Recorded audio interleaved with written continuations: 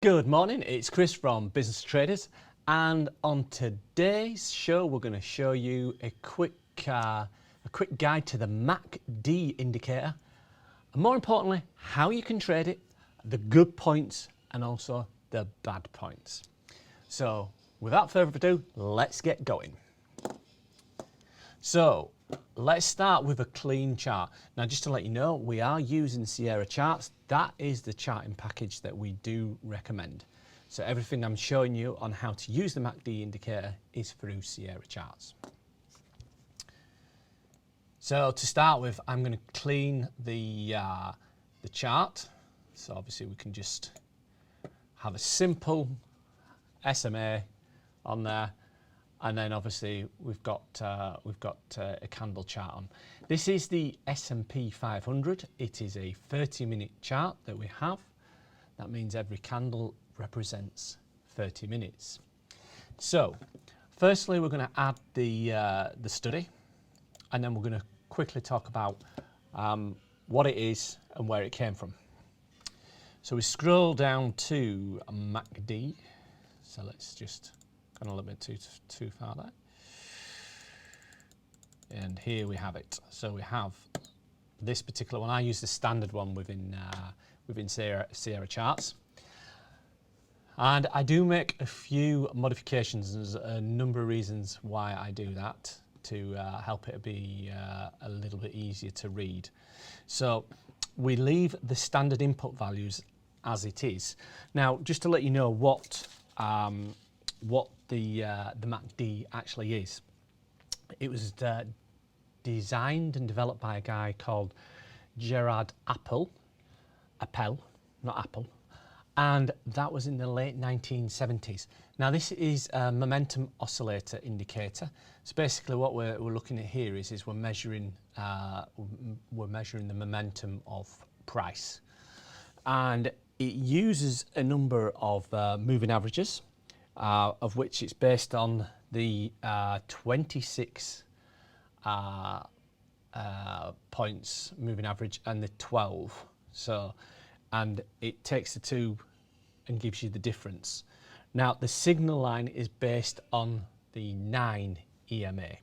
So as you can see here, you might D 9, which you can configure and change if you want to do, but I wouldn't recommend it for newbie traders.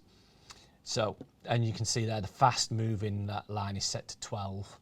So obviously if it's on a day chart, as an example, that would be 12 bars averaging out, add them all together, and then divide by 12, and that gives you the result. And again, that's the slow one there. So, and again, you can on Sierra charts change it from exponential moving average. That means it gives you more weight to the most recent prices rather than the ones in the past. I leave it as is. I use an exponential. You could change it though. For instance, you could change it to a simple moving average. So now what I do change, so all that stays the same, and I do have it displayed in its own chart, and then I change these. Sierra defaults it to yellow. Don't know why for the histogram, but it's very hard to read on a monitor. So I actually changed this, and here's a little trick of the trade, so to speak. I changed it to be based on the slope, and I changed it to be a green and red. Now what that gives me, I also changed the width as well, so I changed it to 3 to make it a little bit easier to read.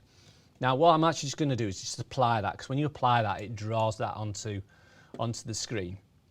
So you can see there, if I change it to 5, it makes these bars wider. So it's a little bit easier to read, which is quite important when you're trading, say for instance, a fast chart. Now, what I'm also going to do is I'm just going to make these a little bit wider so you can see these a little bit easier on the screen as well. And again, I apply them out.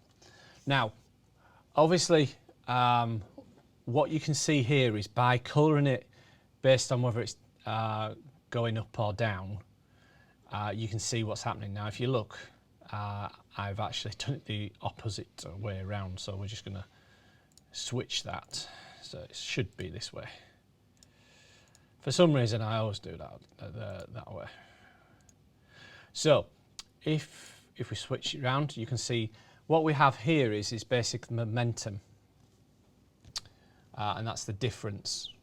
And then here, so I'm just going to clear these so we can see these a little bit easier, so we can actually see what's happening with price. So we have the line here, and then we have it crossing the signal line. So this here, and I'm just going to draw a vertical line here to help you from a point of view. I'm just going to change this. Again, I have these preset in Sierra charts. So you can see there, you've got the time, and then that's a potential to go in. So obviously, now, if you are looking at trading just the MACD on its own, it's not really going to work. You need more than just a MACD for a trading strategy. But what I'm going to do is just switch this to a daily chart. I'm just going to clear off all this information here, so just make it a little bit cleaner. So we're starting from a clean chart. Now what I just want to do is just show you just how this indicator fared back when we saw the big drop. So if I just highlight this to you with an ellipse. So we saw the fast crossing over the signal line at that point. Again, what I'm going to do here is just stick the vertical line on so you can see. I'm going to swap that so we don't want any date on there, so we can actually see what's going on. Now obviously you can see here, this is the 50 SMA moving average. Price is grinding slowly up, and if you see here, it got to the point of 3387. Then we cross, and you can see obviously then we've got it below there, it's turning red. Again, that's something I do on the moving averages. I won't trade on a particular trade. If, say for instance, I'm looking to go long, I want to see an incline of the SMA 50 going up, and obviously the other way for going down. So obviously we're combining the MACD here with an SMA. That's simple moving average. So you can see here we've got a sell signal, and then if we look here, we're just going to mark this out again, and you can see there we've got a crossover for a buy signal. So you can see on that daily chart the MACD does actually work quite well because you've got a trending market in a strong trend. You can see the histogram gets stronger both ways. Now, a point to note, if you look here, obviously it crosses the signal line at 0. So you've then got further confirmation. For instance, you could say, right, I don't want to enter a trade unless, as an example, it's on the signal line has crossed and is greater than, say, for instance, 18.8 on this, as an example. So you're getting further confirmation.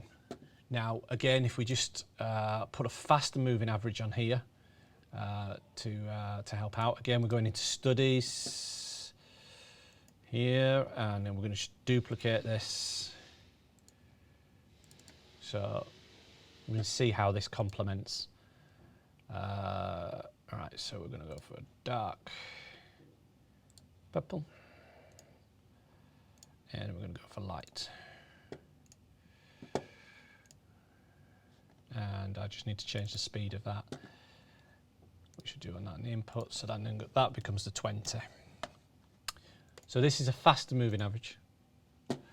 So you can say, hey, I'm not going to go into the trade unless it's above the 20.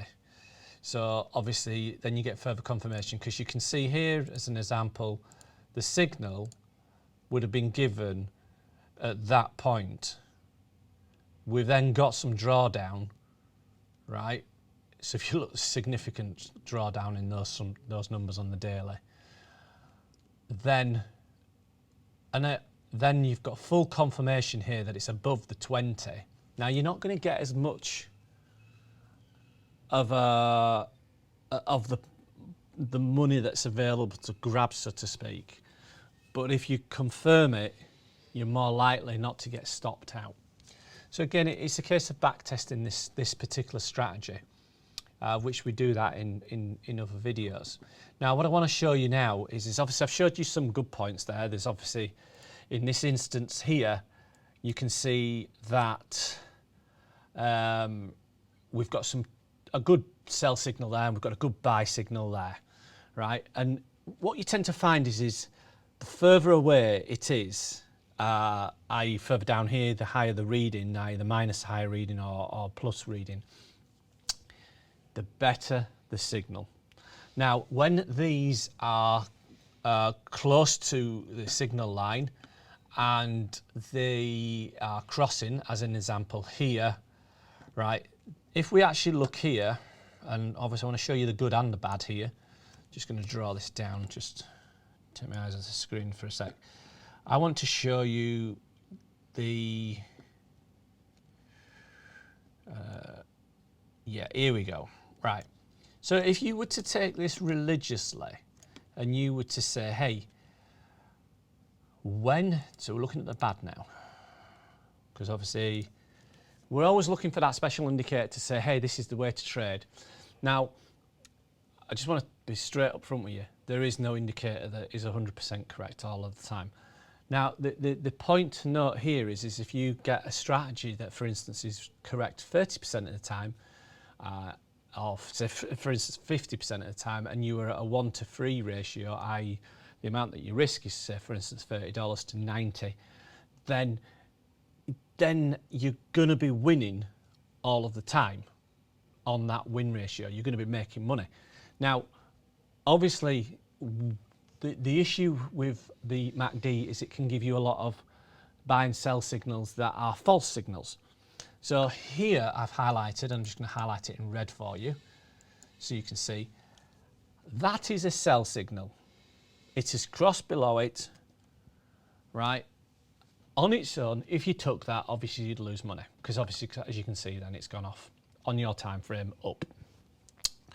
So now, obviously, if you look here as an example, and again, it depends on how much you're going to be risking.